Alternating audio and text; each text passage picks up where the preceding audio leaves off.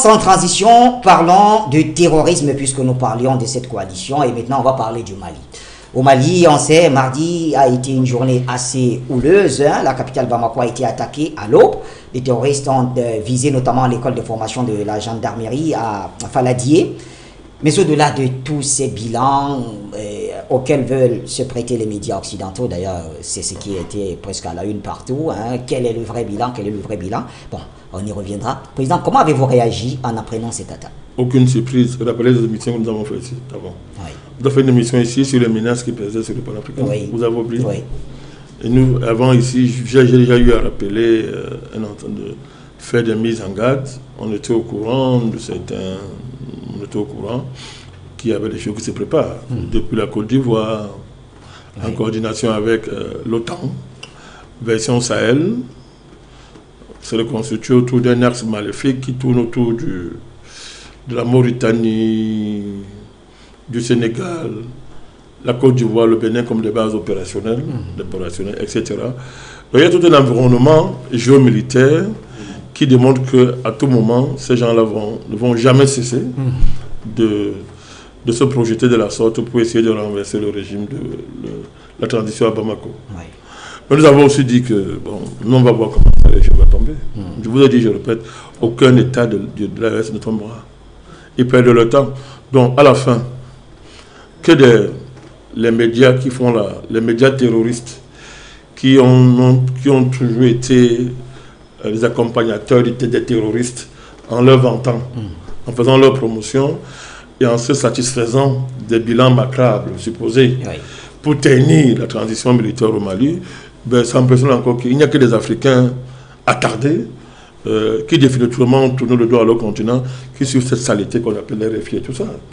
Quel Africain sérieux peut suivre des bêtises comme ça? On sait que c'est la désinformation, c'est n'importe quoi. D'ailleurs, quand vous lisez le texte, étudiez, vous allez voir qu'eux-mêmes conditionnent leur bilan. Oui. Ils conditionnent. Il y a des mots-clés. Aurait. Oui. Aurait. Pourquoi on n'est pas sûr de soi? Pourquoi on ne s'aventure pas? Parce que dans la félonie, le mensonge, le satanisme géopolitique, ils ont des lignes qu'ils ne peuvent pas franchir parce que il faut se protéger en disant aurait. Comme ça, quand c'est démenti, on va dire non, nous, on avait dit aurait, on n'avait plus de mesures. Non. Oh, c'est l'attaque la plus lourde. Comment on peut expliquer la diffusion de cette vidéo des terroristes une vidéo qui est devenue virale? Les médias occidentaux en ont diffusé suffisamment, disant que c'est les images de l'attaque et donc du côté malien, le vrai bilan n'aurait pas été dit. Mais c'est vous qui regardez ça. Moi, je dis, c'est... De quoi est-ce qu'on parle, Bachir? Les médias occidentaux et les médias français sont des médias terroristes. Ce sont des médias qui font la promotion des terroristes et du terrorisme. Qui discute de ça? Vous n'avez qu'à voir l'accompagnement qui est fait de cet événement. À supposer même que ces médias aient raison. Est-ce qu'on fait ça? Qu'il s'agit de terrorisme? Est-ce qu'on fait ça? Est-ce qu'on devrait le faire? Quand il s'agit d'eux, ou bien de leurs partisans, est-ce qu'ils font ça? Donc là maintenant, pour ceux des Africains qui vont faire semblant de ne pas voir, enfoncer la tête sur le sable ne changera rien. Ces vérités sont que ces médias qui vous abreuvent du mensonge sont des médias terroristes. RFI, c'est un média terroriste. France 24, tous ces médias sont des médias terroristes parce qu'en fait, ils doivent protéger, faire la promotion de leurs ouailles, de leurs éléments, dans le cadre de cette géopolitique du chaos qui consiste à mettre le feu dans le Sahel pour essayer de recoloniser le continent africain, Bachir. Nous avons suffisamment enseigné, expliqué sur cela, sur ces questions-là. Les faits ont suffisamment démontré la véracité de nos propos. Oui. Bon, aujourd'hui, il n'y a pas un effort particulier pour... D'ailleurs, l'AES a créé un organe d'information. Oui. Voilà. Tant mieux. Il n'y a plus d'efforts à faire pour expliquer les forces en présence, Bachir. Le Mali est attaqué par l'OTAN dans sa version sahélienne. C'est-à-dire quoi? Une coopération, parce qu'eux-mêmes disent un niveau de planification, de coordination extraordinaire. Ça fait rire. Le crime n'est jamais parfait, Bachir. Rappelez-vous à la veille de l'assassinat du président Déby. Qui accompagnait les FARC? RFI France 24 accompagnait les FARC matin, midi, soir, jusqu'à l'assassinat du président Déby. Et quand c'est arrivé, ils ont cessé de le faire. Comme par hasard, ils nous ont dit non, ils respectent, il faut un cessez-le-feu, unilatéral, terminé. Et le chef des mercenaires, des rebelles tchadiens, il était à Lyon. Bon, ça dit, qu'est-ce que vous voulez encore qu'on demande? La France, il y a une plainte à l'ONU qui est pendante là-bas, où le Mali a mobilisé un ensemble de preuves qui démontrent que la France est un État terroriste. Le rôle de la France au Sahel, comme étant la protectrice des terroristes dans le cadre de cette géopolitique qu'on connaît, ce n'est plus un débat pour nous. Nous faisons plus de tels débats, on n'est plus à ce niveau. Ceux qui sont en retard, ils vont attraper leur retard tôt ou tard, c'est leur problème. Donc le Mali, c'est dans la norme de la géopolitique du Sahel, c'est-à-dire que l'OTAN ne va jamais laisser les États de l'OAS tranquilles. L'OTAN a mis sur pied une coordination géopolitique et stratégique au plan du terrorisme militaire qui est organisée autour d'un ensemble de bases militaires dans la sous-région, qui sont dans les pays que nous connaissons. Mais lorsque la Côte d'Ivoire décide d'offrir à l'Amérique une base en Côte d'Ivoire pour soi-disant lutter contre le terrorisme, première question. Donc, l'Amérique est en train de lutter contre le terrorisme, on voit, en cherchant à renverser la transition malienne. Toute cette coordination, il y a des documents qui circulent, toute cette coordination est impossible à faire sans, n'est-ce pas, la grande implication, n'est-ce pas, de ces différentes bases militaires à partir desquelles sont coordonnées les attaques de drones. Oui. Alors, c'est pas compliqué. Les planifications sont claires. Lorsque on expulse des populations, des soi-disant maliens, on les expulse brutalement, on les renvoie dans leur pays. Mais c'est une vieille stratégie, on connaît. On fait semblant d'expulser pour infiltrer les terroristes. Ce n'est pas aujourd'hui que la Côte d'Ivoire le fait concernant le Mali. Ce n'est pas aujourd'hui que tout ça se passe, Bachir. Donc, l'État malien a rassuré, la vie a repris ton cours, l'État malien a rassuré les populations, ces voyous ont été neutralisés, les enquêtes se poursuivent, on en saura plus. Alors, mais dans le fond, dans le fond, j'ai dit depuis très longtemps que les États de l'AES ne seront pas en paix tant qu'ils n'ont pas pris leur responsabilité historique à l'égard du régime ivoirien, entre autres. Je l'ai dit depuis très longtemps. Cette guerre-là, je suis désolé, elle est inévitable. Elle est inévitable et l'Afrique va gagner, le Sahel va gagner et l'AES va gagner. Mais c'est une guerre inévitable. Vous ne pouvez pas être frontalier avec quelqu'un qui ne cache pas sa volonté de vous renverser parce qu'il est moins qu'un valet. Il est moins qu'un valet. Je fais des efforts de m'aider pour ne pas dire des mots plus graves que ça. Il est moins qu'un valet. C'est une horreur, M. Ouattara. Il est moins qu'un valet. Toutes les 2 semaines, il est à Paris pour qu'on évalue les avancées en termes de... Il doit rendre compte sur... Mais pourquoi ils sont encore là? Tu fais quoi? Pourquoi ils sont encore là? Il va rentrer se vanter, dire qu'il est un grand président. Vaut rien à tout point de vue. Catastrophe de l'Afrique, une honte. Il faut que les États de la sous-région, l'État de l'Est, prennent leurs responsabilités historiques, pas rester sur la défensive. À un moment donné, il faudra attaquer. À un moment donné, il faudra attaquer. Président Bandakani, est-ce que dans... Mais ça, on le dit, mais on n'enseigne pas à la stratégie à des militaires de carrière. Ce sont des grands militaires. Je crois qu'ils n'ont pas besoin de parler. Ils connaissent tous les enjeux qu'il y a dans la sous-région. Notre rôle, c'est d'accompagner ça, de relayer, de sensibiliser davantage pour que la grande masse panafricaniste ne soit pas en retard sur les informations. Ce travail-là, nous le faisons. Mais je ne doute pas un seul instant des capacités des armées de l'AES et leurs alliés à être à la hauteur de ces défis historiques et militaires. Très bien. Président Bandakani, des attaques en plein cœur de Bamako, est-ce que ça exclut des complicités internes? Évidemment non. Non. Il y en a toujours.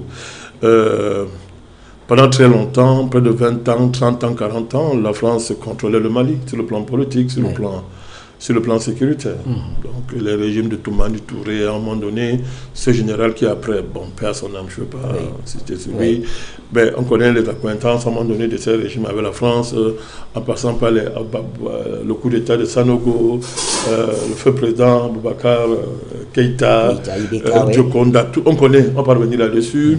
Un pays dont près de 85% du territoire, pendant longtemps, était sous le contrôle de soi-disant terrorisme, en fait, de la France et de l'OTAN, il y a suffisamment d'éléments infiltrés encore, même au niveau politique, même au niveau anthropologique, il y a des éléments, ça ne manque pas, qui peuvent jouer ce jeu-là, ça ne manque pas, mais des personnes ont été arrêtées. Je pense qu'il faut faire confiance à la diligence des forces de sécurité maliennes pour dénouer toutes ces complicités internes qui ont permis d'arriver là. Parce que quand on attaque quand même les symboles militaires, le message est clair. Il a attaqué des symboles militaires, l'école de gendarmerie, le truc de la base 101, c'est 101 je crois. Oui, au niveau de la... bon. C'est un message clair qu'on va envoyer. On veut frapper un grand coup moral au niveau de la population, mais ensuite au niveau des militaires. Mais bon, c'est peine perdue. La situation est totalement sous contrôle. Je répète, Bachir, je vous le dis, nous verrons comment un seul État de l'AES tombera. Et puis à chaque fois qu'ils vont planifier ça, ils auront les conséquences dans leur pays aussi. Le cas voir dans quel état la France se trouve. On y reviendra d'ailleurs. Pareil pour les Amériques.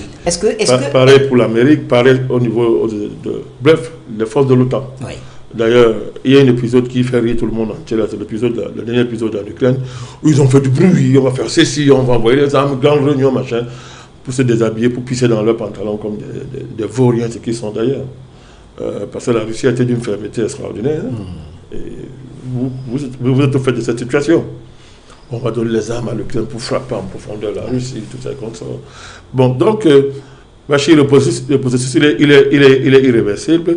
Il faut l'analyser d'un point de vue global, d'un point de vue régional, local, pour bien mesurer le véritable rapport de force, pas se fier à la propagande d'un État français terroriste qui a perdu tout sens de l'honneur et qui est réduit à un rôle de zélateur du terrorisme sans tout honte but. Donc, c'est pas de là qu'il faut voir. Il faut avoir l'analyse globale de la situation.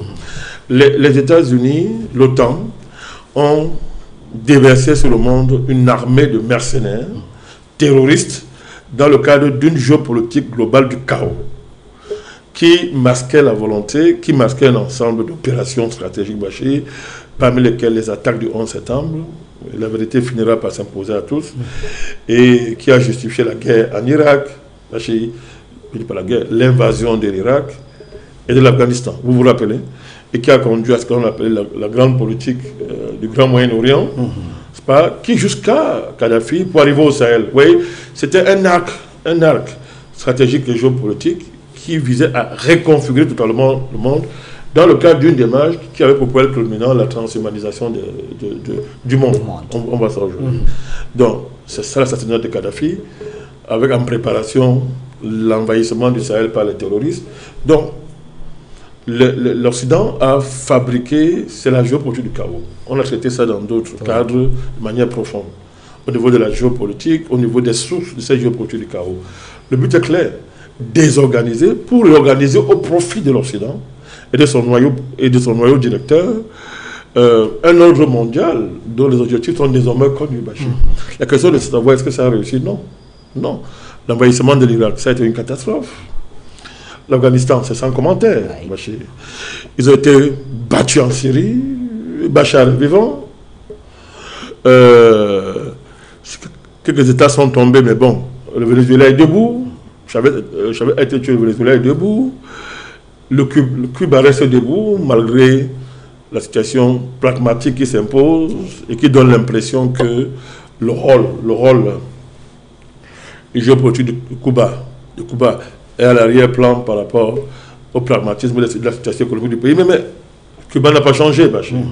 Donc, en Afrique, les opérations du Sahel sont aujourd'hui, ça s'est retourné complètement contre l'Occident, sur la renaissance panafricaniste et le chassement des bases militaires françaises, le chassement des Américains, ça va continuer. Donc, à la fin, ce n'est pas à leur faveur. Jusqu'à l'opération spéciale en Ukraine, ce n'est pas à leur faveur, Bachir. Donc, on est dans un... C'est globalement qu'il faut analyser ça pour bien comprendre. Si vous prenez un aspect, vous êtes perdu. Et ils ont l'air de faire ça. Ils font semblant d'isoler les actions qu'ils mènent, mais alors qu'en fait, il y a une grande coordination qui a pour centre l'OTAN dans ses diverses versions régionales, etc. Donc, c'est dans ce sens qu'il faut voir la volonté, la détermination farouche, Bachir, de désorganiser l'AES par les attaques terroristes. Et comment dire ça, de faire une diversion stratégique.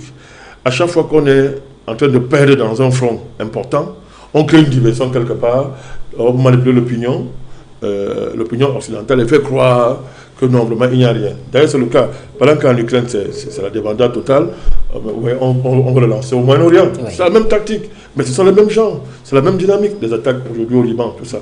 Ouais, il faut masquer... Oui, c'était le même jour, Liban et Bamako. Bien sûr, oui. Il faut masquer la honte, s'ils ont encore honte, hein, la honte, l'échec cuisant de la saison offensive de Kursk, du dépravé de Kiev, là, tout ça. Il faut masquer ça. Maintenant, la grande honte, on a dit, on va fournir des armes en profondeur, on va frapper la Russie en profondeur. C'est un échec, c'est une honte, c'est une déculottée. L'Allemagne a dit, moi, ça ne me concerne pas tout ça, on n'est pas dans ça. Et puis, maintenant, c'est le secrétaire général de l'OTAN qui fait une sortie pour dire que non, on veut négocier, on va négocier. Alors qu'il n'y a pas quelques jours, c'était non, on va fournir les armes pour frapper en profondeur en Russie et tout, et tout, et tout. Donc, tout ça, en même temps, il faut faire diversion. Parce que n'oublie pas qu'une des armes majeures de cet empire du mal, c'est le mensonge. Oui. Le mensonge et la désinformation. Donc, la désinformation est une arme de guerre. C'est une stratégie de guerre. Et on voit ça face à cet événement spécial qu'il y a eu à Bamako, où la désinformation criminelle terroriste est en marche pour discréditer la transition malienne, effrayer les populations et frapper le moral de tous ceux qui croient au combat panafricaniste. Singulièrement, président Bandakani, c'est ça qu'il s'agit. Est-ce que ces attaques ne devraient pas pousser quand même les autorités de la transition à revoir leur stratégie sécuritaire? Bien sûr, Bachir. Pourquoi? Écoutez, Bachir, je vous fais un parallèle. Hein. Vous allez voir, parce que j'aime faire l'effort d'être pédagogique, pour que les gens comprennent. Bon, est-ce que l'État malien vous a dit un jour qu'ils étaient 1000% sécurisés comme Israël? Ils n'ont jamais dit ça. Et vous ont parlé d'un dôme de fer, tout ça et consorts, qui a sanctuarisé leur territoire. Ils vous ont jamais dit ça.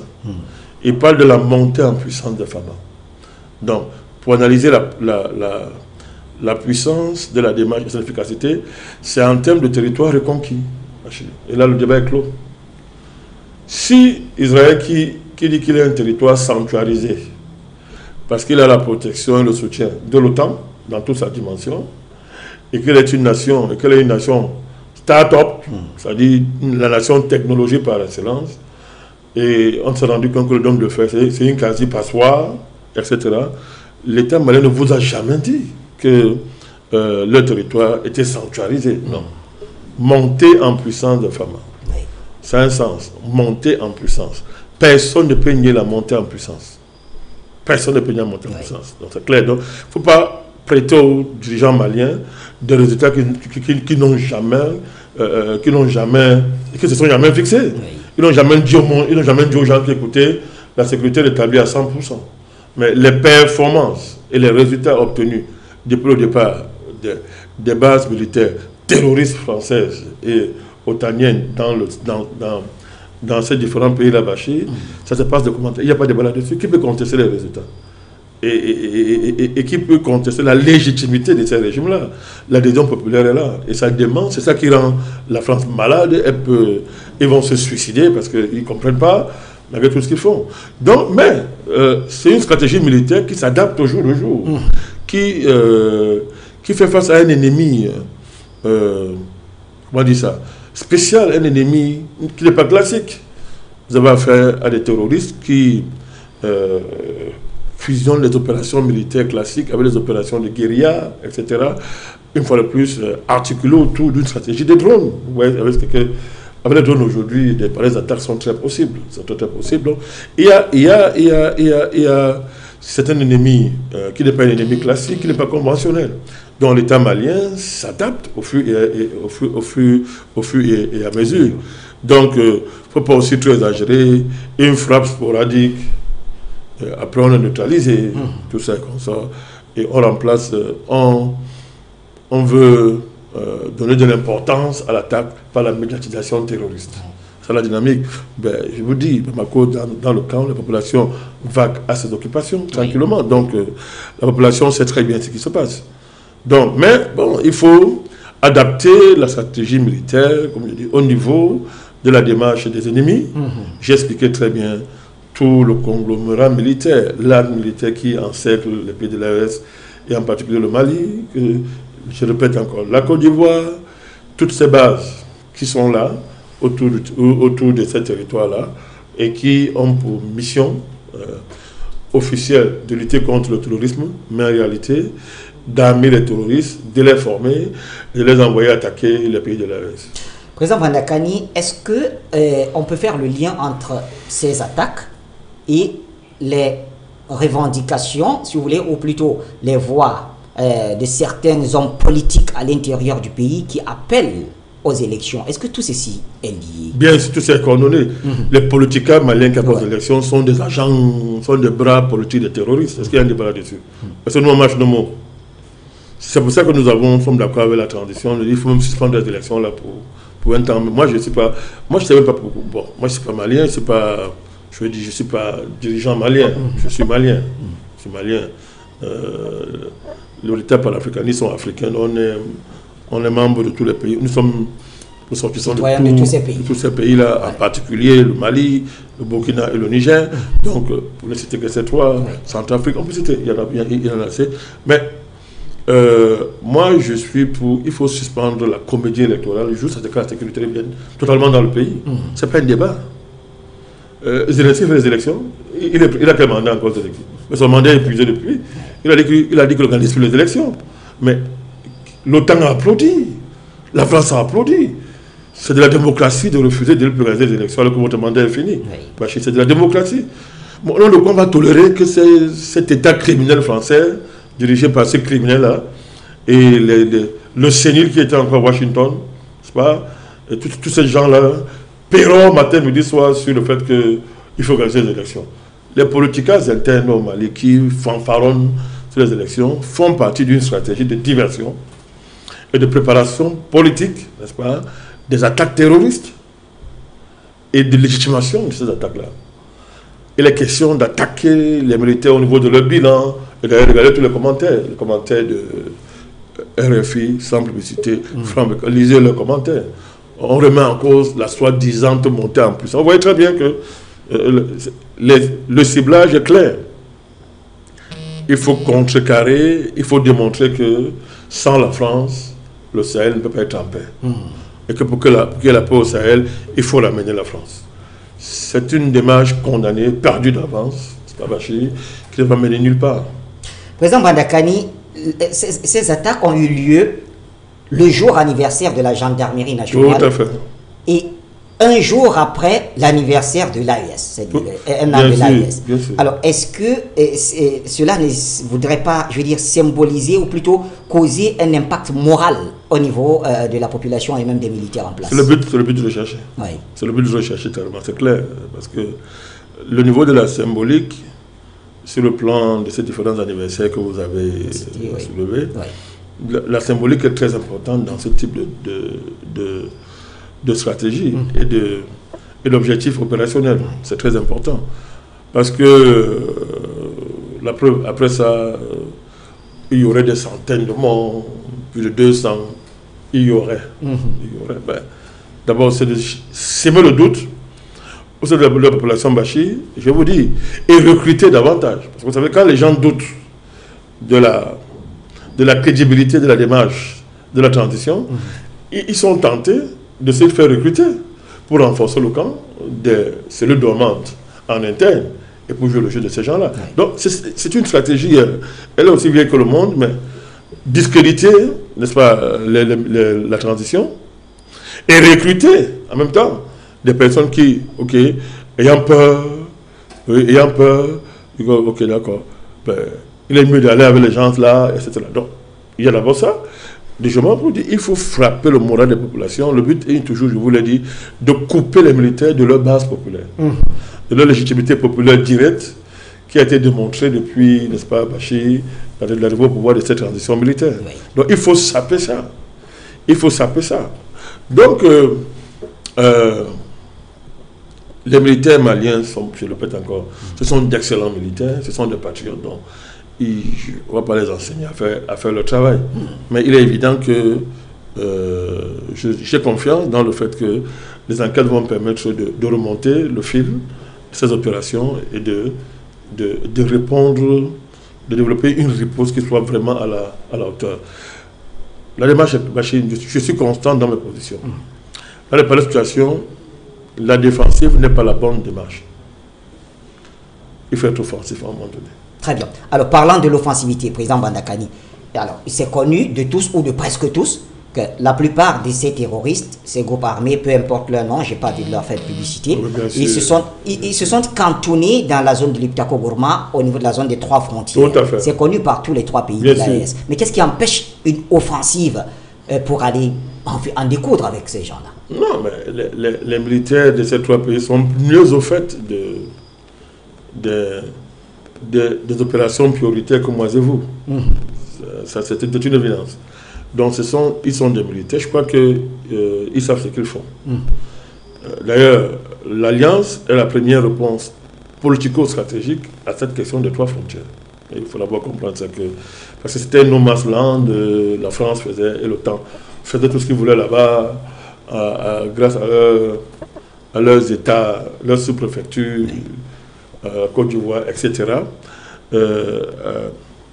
Donc, l'Alliance a répondu à ce niveau-là, Bachir. Il a fallu d'abord obtenir une victoire consistant à décourager toutes sortes d'attaques conventionnelles contre un des pays, c'était très important.